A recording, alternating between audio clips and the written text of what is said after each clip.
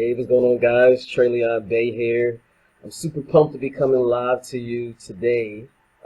Really, one of my coaching students actually just closed on his first seller financing deal, which is just super crazy, super awesome. He had a couple other wholesale deals prior to. This is his first creative financing type of structured deal.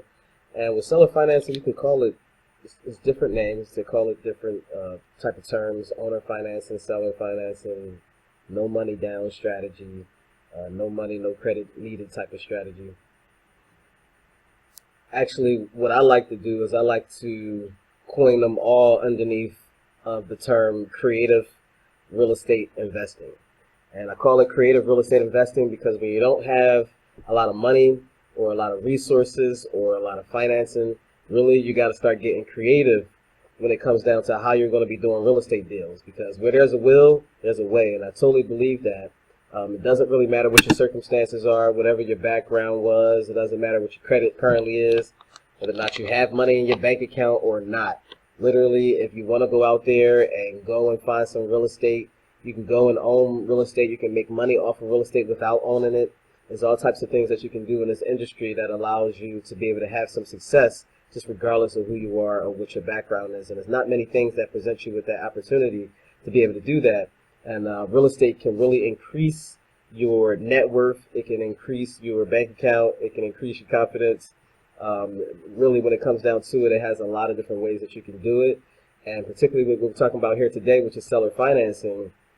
Seller financing is a way that you can literally go in, get a house, actually own the house on title without putting any money down, without having anybody run your credit.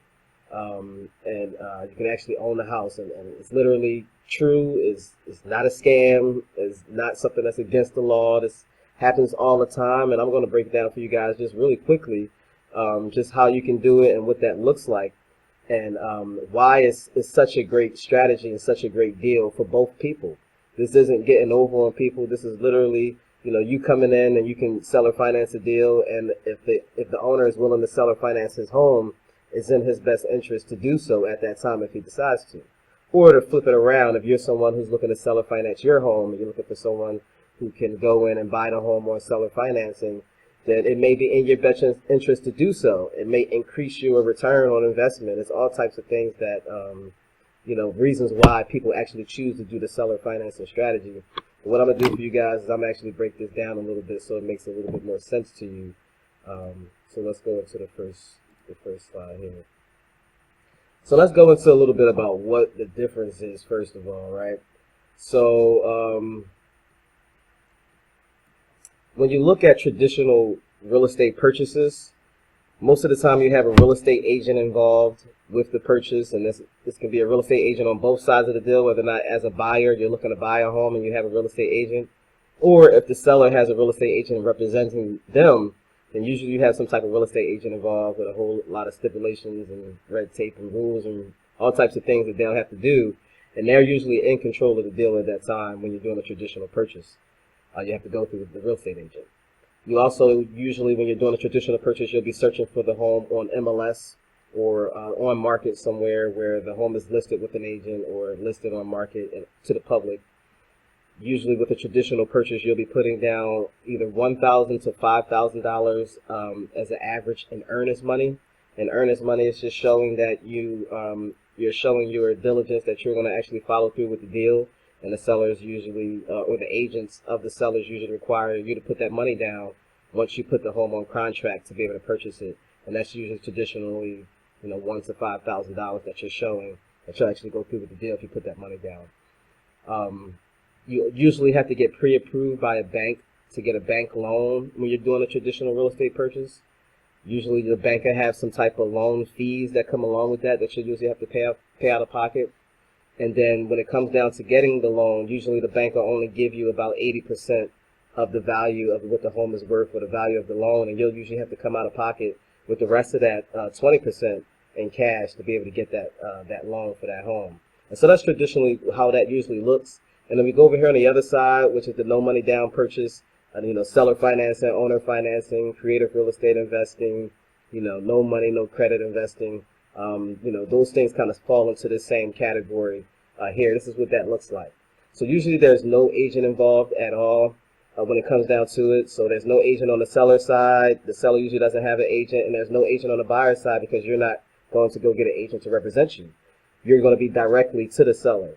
So you're going to be the principal in the transaction, the person that's purchasing the home, no agent, no representation, and the seller is usually going to be someone who has a home and doesn't have an agent involved, and they're looking to sell their home to you, or but they may have not looked to, but we're not looking to sell their home at all, and then you came up with the idea, and it sounded like a pretty good idea, and they were looking to move forward with it because maybe the home, they weren't making money off of it. It can be any situation, a lot of different situations that usually are the reason why people are motivated, and so which is the next thing. Usually, you're searching for a home, you're searching for a motivated seller.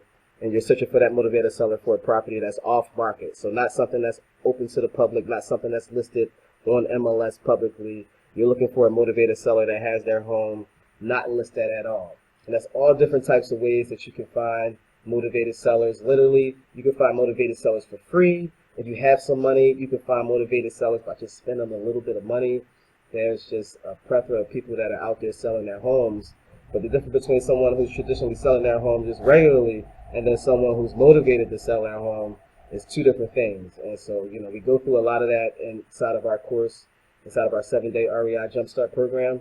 And then also I have a webinar that's coming up that's going to show you how you can get unlimited amount of motivated seller leads. It's just seller leads, just continuously ongoing, month in, month out. And it's really not hard. It really just comes down to targeting, where you're targeting to get these leads from. And then also the biggest part is converting these leads, how you can convert them to get the deal. And so I'll show you how to do that. Just sign up for my webinar that I have coming up soon on April the 19th, actually, it's coming up. I'll provide a link below somewhere so you guys can sign up for that. It's free. On the let me go back. So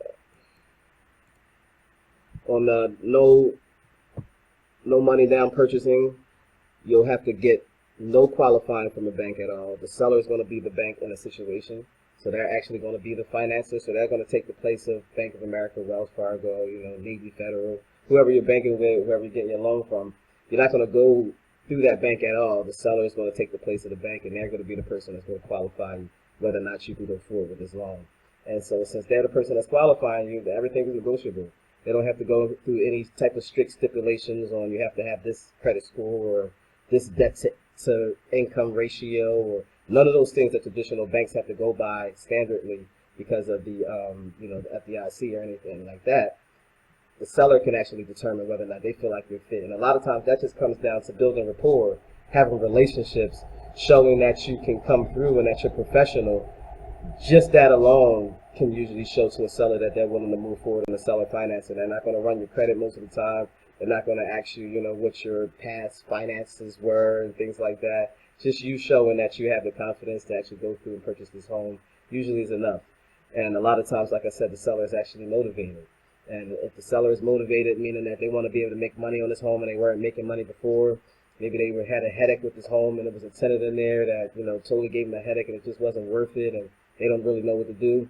There's all types of reasons why sellers really need you to come through on that part, to be able to come in there. Maybe you're a little bit younger than them and you have some spunk in the game and you're brand new and you can make it happen and manage a property and put tenants in there and they just can't do it anymore. But they still want to make cash flow from the property or from the asset. That's where seller financing comes into the deal, because the seller still gets to make some money from the deal and make money every month from the cash flow, just like as if they were the bank and receiving the mortgage money every month, but they don't have to deal with the headaches of the property. Nothing about the tenants and the toilets and and the taxes and none of those things. They don't have to worry about those things. So a lot of sellers will opt to take the seller financing option to sell their property because they want to still make cash flow. They don't really need the money all up front sometimes, or maybe they just don't want to deal with the mortgage anymore, and they don't want to deal with managing the property, but they know the property can, still a good property and they can still make money from it, but they don't want to deal with the headache. So a lot of times sellers will take this option for that reason.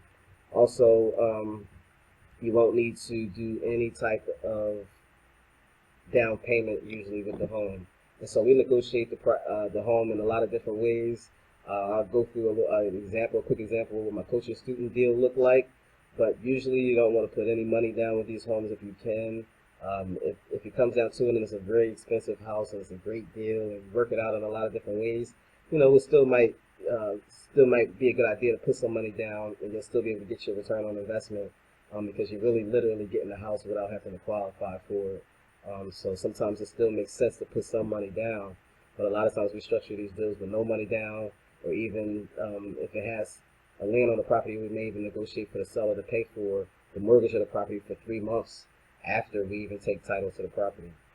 So with the no money down strategies, sometimes you can actually close on the property and take title to it, or strategies that we use where we don't even take title to the property. We'll flip the contract and just make money in between, and just be out of the deal, versus actually closing on the property, keeping it, holding it, putting a tenant inside, things like that. So it kind of depends on your level of where you're at. If you don't have any reserve to the side, you don't have any money to the side to be able to take care of the home, then I'll just suggest a quick flip and just flipping it right over to someone else. If it is something that you want to add to your portfolio, you have some comfortability as far as financing is concerned to be able to take care of the home, then you can get a lot of these properties, as far as seller finance is concerned. You can have a whole, portfolio of these without having to worry about any type of bank stipulations where they say you can only get, 2 to 4 properties, then they won't loan anymore for you to get a loan and get these properties.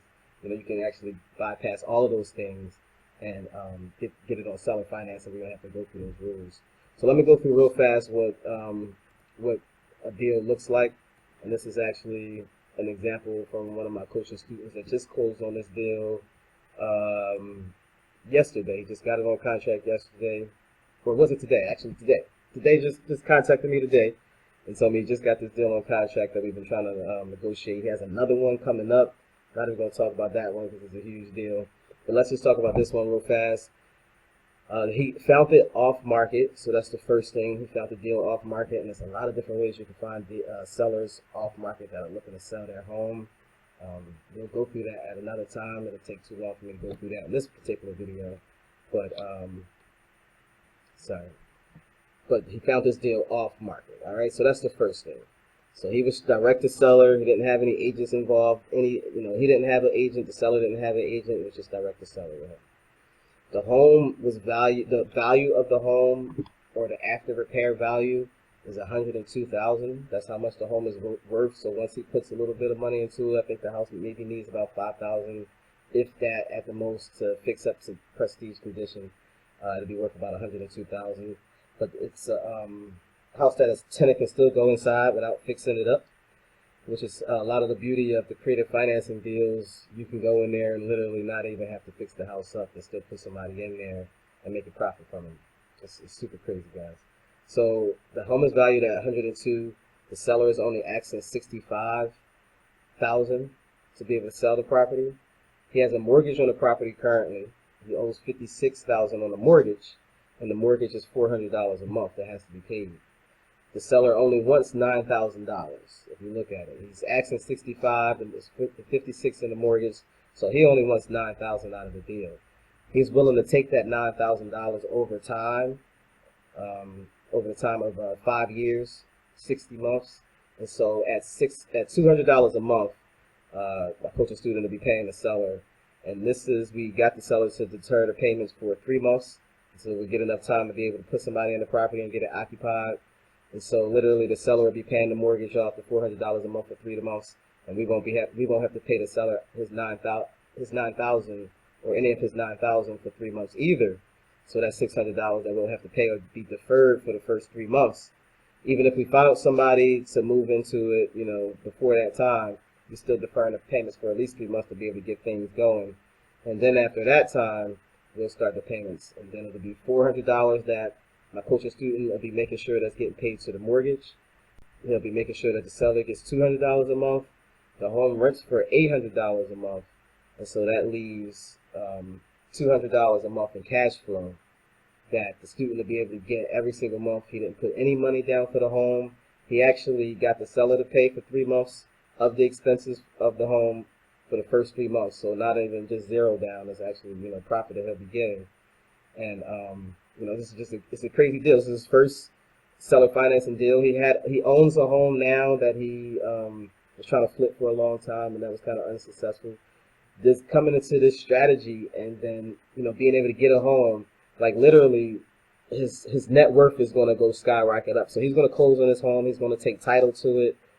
The mortgage is going to stay in the owner's name, in the current owner's name. So the owner's going to stay on the mortgage. The mortgage is going to be paid every month, and then the title is going to go into my coaching student's name. So he's going to immediately, his net worth is going to go up. He has a $102,000 house that's going to go into his name.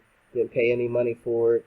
That's going to go on his books, and then he's going to be getting profit every single month from this home.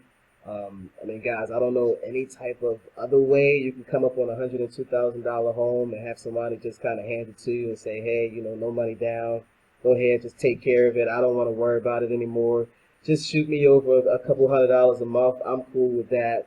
This is the real deal here, guys. So if you have any questions at all, feel free to contact me. I'm going to leave a link somewhere around this video that you can get. And then also I have a whole bunch of free tools and free trainings that I just give out for you guys to be able to just start having some success with this. So if you sign up at the link below on my mailing list, I'm just constantly sending out all types of value, all types of free tools, things that I'm using, ideas, strategies that we have. So just make sure that you sign up, all right? See you guys later. Peace.